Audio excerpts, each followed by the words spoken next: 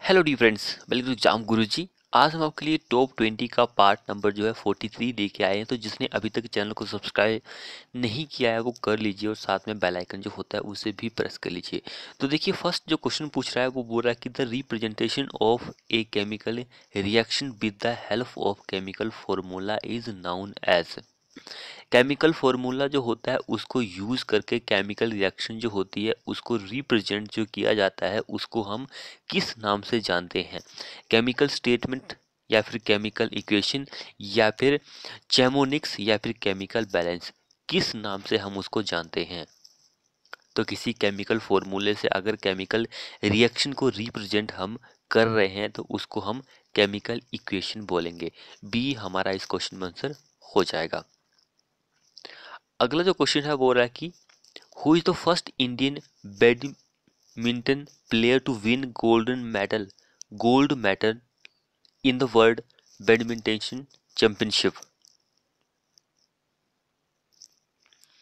तो वो कौन सी फर्स्ट इंडियन बैडमिंटन प्लेयर है जिसने गोल्ड मेडल जो है वो जीता है वर्ल्ड में बैडमिंटन चैंपियनशिप में? तो कौन सी है वो? तो वो है पीबी संधू, जिन्होंने 2019 में जीता था। ऑप्शन डी हमारा इस क्वेश्चन में आंसर हो जाएगा।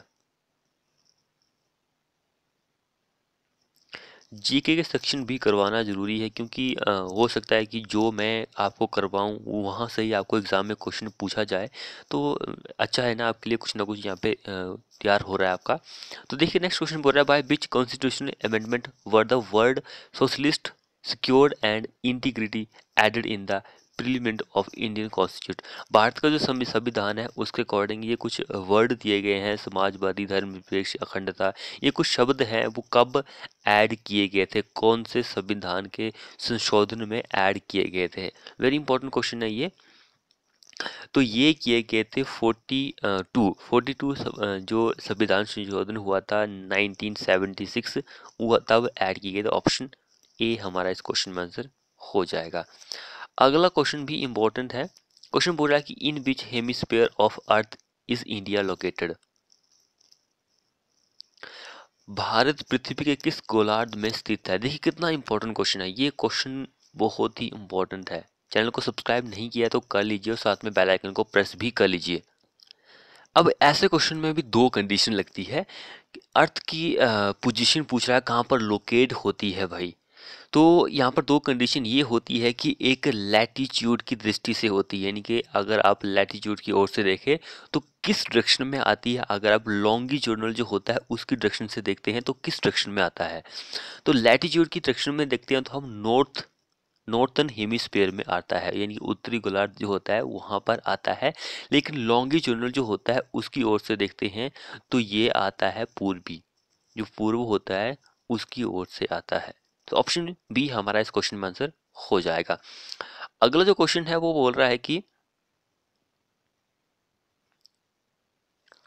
what must be the minimum grade of concrete to be used for reinforced concrete structure element which is exposed to extreme condition के लिए। एक्सट्रीम कंडीशन के लिए कौन सा आप आरसीसी केसेस में कौन सा स्टील का ग्रेड यूज करते हैं? देखिए क्वेश्चन बहुत ही ज़्यादा इंपॉर्टेंट है। आपको मैंने कंडीशन बताई हुई है कि भाई हमारा आई कोड क्या कहता है कि एक पीसीसी के लिए होता है, एक आरसीसी के लिए होता है। तो हमसे एक्सट्रीम के लिए पूछा गया, तो एक्सट्रीम के लिए आरसीसी का जो केस होता है 40 ग्रेड यूज किया जाता है। सो ऑप्शन डी हमारा इस क्वेश्चन में आंसर हो जाएगा। इन केस अगर पीसीसी का केस होता तो हमारा एक्सट्रीम के लिए 25 केस होता है। ये आप याद रखिए, डी हमारा इस क्वेश्चन में आंसर बन जाएगा। चैनल को सब्सक्राइब कर लीजिए और वीडियो को लाइक भी कर दीजिए। अगला क्वेश्चन बोल रहा है कि which of the following quantities is not measure in square metre. इन चारों में से कौन सी क्वांटिटी है जिसको स्क्वायर मीटर में मेजर नहीं किया जाता? स्क्वायर मीटर किसको नहीं किया जाता है? वेरी इंपॉर्टेंट क्वेश्चन है ये। तो यहाँ पर जो आंसर रहेगा आरसीसी वर्क जो होता है, स्टेयर वर्क। आपको पता है कि आरसीसी वर्क जो होता है वो क्यूबिक मीटर में किया जाता है। अगर स्टील होगा तो आपको पता है क्विंटल में किया जाएगा, कंक्रीट होगा तो क्यूबिक मीटर में किया जाता है। तो आरसीसी डीपीसी तो आपको पता है स्क्वायर मीटर में किया जाता है। पेंटिंग जो करते हैं वो भी, एंड लीफ डोर वुड जो होते हैं इनको भी आप क्या करते हैं, मीटर स्क्वायर में ही मेजर करते हैं। सो सी हमारा आंसर बन जाएगा। अगला जो क्वेश्चन पूछ रहा है, which of the following is a reason for negative in chain ageing, कौन सा रीजन है जो कि नेगेटिव चेन एजिंग में है। आपको पता है कि एरर आता है, कुछ ना कुछ एरर आता है भाई, नेगेटिव एरर आ रहा है, चेंजिंग आप कर रहे हैं तो कौन से रीजन की वजह से वो एरर आता है। कितना इंपॉर्टेंट क्वेश्चन है ये, देखिए एग्जाम के पॉइंट ऑफ व्यू से। तो अगर आपका टेम्परेचर बढ़ेगा तो ये एक नेगेटिव क्या होता है, नेगेटिव एरर होता है। ऑप्शन ए हमारा करेक्ट आंसर बन जाएगा। अगला क्वेश्चन बोल रहा था inner annual rings surrounding the central portion या फिर कोर ऑफ ट्री, उसको हम क्या बोलते हैं। सिंपल क्वेश्चन है, उसको हम सराउंडिंग जो होता है वो हार्ट होता है भाई, जो हार्ट वुड। ऑप्शन सी हमारा आंसर हो जाएगा। जो पिथ होती है वो तो सेंटर पार्ट होता है, सराउंडिंग की बात हो रही है यहाँ पे, सराउंडिंग तो हार्ट ही होता है उसका। तो ये चीज़ आप याद ध्यान में रखिए। उसके बाद सैप आती है, सैप के बाद कॉम्बिन लेयर आती है, तो इस तरह से इनर बार्क आउटर बार्क भी होती है। तो ये सारा स्ट्रक्चर हम डिस्कस कर चुके हैं अपने चैनल पर कई बार। अगला क्वेश्चन बोल रहा है कि percentage of fly ash, fly ash जो होता है उसका परसेंटेज जो होता है किसमें, in high volume fly ash concrete में। High volume fly ash concrete में कितना होता है, 10 से 25 होता है, 70 से 80 होता है, 90 से ज़्यादा होता है, 50 से 60 होता है, कितना होता है। तो वो होती है 50 से 60%। ऑप्शन डी इस क्वेश्चन में आंसर हो जाएगा। अब एक न्यूमेरिकल के फॉर्म में क्वेश्चन पूछा गया है। क्वेश्चन बोल रहा है कि what must be the radius of circular curve, radius of circular curve यही हमें फाइंड आउट करना है, क्योंकि पूछ रहा है व्हाट क्या होगा भाई फॉर ए रेलवे जिसका कोड लेंथ कितनी दी गई है, 30 मीटर दी गई है, एंड डिग्री ऑफ कर्वेचर कितना दिया गया है, 2 डिग्री दिया गया है। कैसे फाइंड आउट करेंगे, कितना इजी लेवल का क्वेश्चन है। ये क्वेश्चन जो है सर्वेइंग से लिया गया है। आपको पता है कि सर्वेइंग में आपको पता है कि लेंथ जो होती है 20 मीटर की चेन होती है, 30 मीटर की चेन होती है। तो जो रेडियस होता है वो डिफरेंट डिफरेंट होता है दोनों चीज़ें के लिए।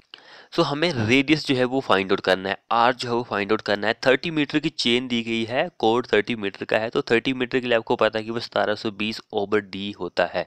डी हमारे पास गिवन है, डिग्री ऑफ कर्वेचर जो है वो डी गिवन दिया गया है, तो 1720 ओवर यहाँ पे डी की जगह 2 डिग्री हम कर देंगे, तो इसको डिवाइड करेंगे तो 860 मीटर हमारे पास रेडियस जो है वो आ जाएगा 30 मीटर कोड ऑफ रेलवे के लिए।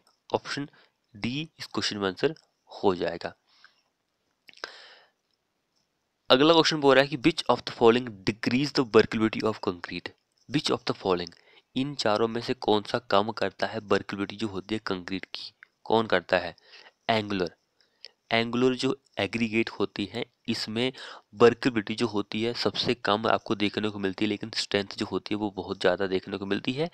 इंक्रीज जो करता है वो राउंडेड करता है, राउंडेड एग्रीगेट आप यूज करेंगे तो इससे वर्केबिलिटी इंक्रीज होती है, लेकिन स्ट्रेंथ जो होती है वो कम होती है।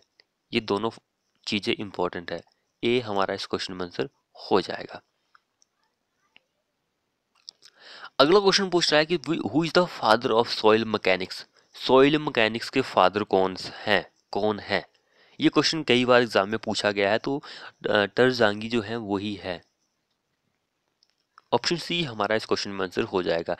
जो डॉक्टर कार्ल टरजांगी है, इन्होंने एक अपनी बुक लिखी थी 1925 में, उसमें सॉइल मैकेनिक्स के बारे में इन्होंने बताया है। बुक का नाम था कुछ इराबदाऊ मैकेनिज्म मैकेनिक्स, कुछ इस तरह का बुक का नाम था, बहुत ही बड़ा है। तो आप एग्जाम में पूछा भी जा सकता है, वैसे पूछा नहीं गया, हो सकता है कि आपको पूछा जाए। सो अगला क्वेश्चन बोल रहा है कि a cross drainage work, cross drainage work जो होता है in which a canal is provided over the natural drainage, canal जो है प्रोवाइड की जाती है किसके ऊपर, नेचुरल ड्रेनेज के ऊपर, उसको हम क्या बोलते हैं। कैनाल साइफन बोलते हैं, लेवल क्रॉसिंग बोलते हैं, या फिर एडिडक्ट बोलते हैं, या फिर सुपर ड्रेनेज बोलते हैं। तो सी हमारा इस क्वेश्चन में आंसर हो जाएगा। जलवायु सेतु हम उसको बोलते हैं। नेक्स्ट देखिए, which of the following is not dechlorinating agent, dechlorinating agent जो होता है वो इन चारों में से कौन सा नहीं है, हमें ये बताना है। ऐसे क्वेश्चन जो होते हैं आपको दो तरह के पॉइंट्स बताता है कि भाई डीक्लोरीनेटिंग एजेंट के बारे में पूछा गया तो कौन कौन से होते हैं, कौन से नहीं होते हैं।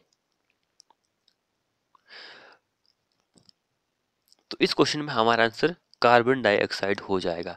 कार्बन डाइऑक्साइड जो होता है वो डीक्लोरी जो होते हैं एजेंट नहीं होते हैं, बाकी ये तीनों होते हैं। ये तीनों को आप याद रखिए, हो सकता है कि आपको एग्जाम में क्वेश्चन पूछा जाए। अगला क्वेश्चन बोल रहा है कि sight distance is defined as. Sight की जो डिस्टेंस होती है वो आप कैसे डिफाइन कर सकते हैं। उसको डिफाइन करने के लिए आपको length of roadway A driver can see ahead at any particular time, उससे आप साइड डिस्टेंस जो होती है उसको डिफाइन कर सकते हैं। जिसने चैनल को सब्सक्राइब नहीं किया वो कर लीजिए, साथ में बेल आइकन को प्रेस भी कर लीजिए। अगला जो क्वेश्चन बोल रहा है the storage of water below the bottom of lowest स्लूज may be in reservoir is called. Storage of water, storage जो है पानी का बिलो, जिसके नीचे bottom of the lowest स्लूज way in reservoir, उसको हम क्या बोलते हैं, डेड स्टोरेज बोलते हैं, डेड स्टोरेज बोलते हैं। बी हमारा आंसर हो जाएगा। अब अगला क्वेश्चन देखिए, ग्रेविटी डैम का क्या मीनिंग होता है। ग्रेविटी डैम जो होता है उसका मीनिंग हमें बताना है कि भाई उसका मीनिंग क्या होता है। तो ग्रेविटी डैम का जो मीनिंग होता है, all the forces due to water waves uplift etcetera are registered by weight of the dam. Self weight के द्वारा ये सारी फोर्सेस जो होती है रजिस्ट की जाती है, उसको आप ग्रेविटी डैम जो होता है वो बोलते हैं। अगला क्वेश्चन देखिए, unit phase diagram is normally divided into 3 parts, what does the top middle and bottom part represent.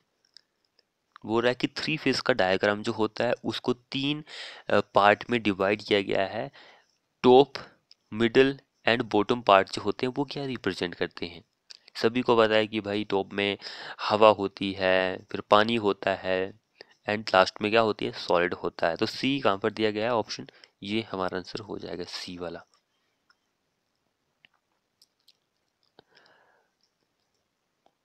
अगला क्वेश्चन देखिए, which of the following is not a method of analysis of indeterminate structure.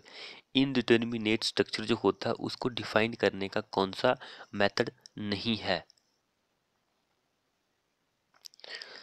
जो method होते हैं analysis करने के, एक indeterminate structure होते हैं, एक डिटर्मिनेट स्ट्रक्चर होते हैं। तो इनडिटर्मिनेट कौन सा नहीं है वो हमें बताना है। तो इनडिटर्मिनेट की अगर हम बात करें, कॉन्जुगेट बी मेथड जो होता है वो नहीं होता है, क्योंकि ये क्या होता है, डिटर्मिनेट मेथड होता है, डिटर्मिनेट मेथड में आता है। बाकी तीनों क्या है, इनडिटर्मिनेट मेथड है। ऑप्शन बी हमारा आंसर हो जाएगा। अगला और लास्ट क्वेश्चन देखिए, इजी लेवल का क्वेश्चन है लेकिन कई बार एग्जाम में ये पूछा गया है कि भाई स्पेसिफिक ग्रेविटी जो होती है किसकी, सीमेंट की, इज जनरली अबाउट कितने परसेंट नहीं कितनी होती है।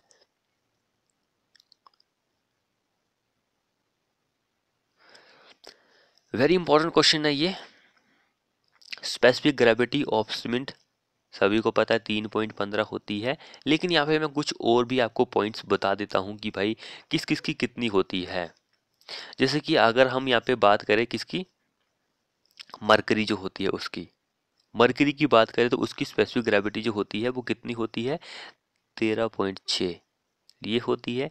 अगर हम पानी की बात करें, पानी की जो कितनी होती है, 1 होती है।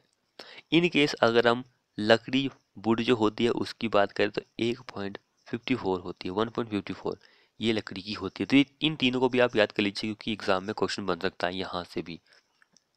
खैर ये तो इजी लेवल का क्वेश्चन था, सभी को पता है भाई कि स्पेसिफिक ग्रेविटी इतनी होती है। तो फ्रेंड्स ये थे हमारे मोस्ट 20 क्वेश्चन।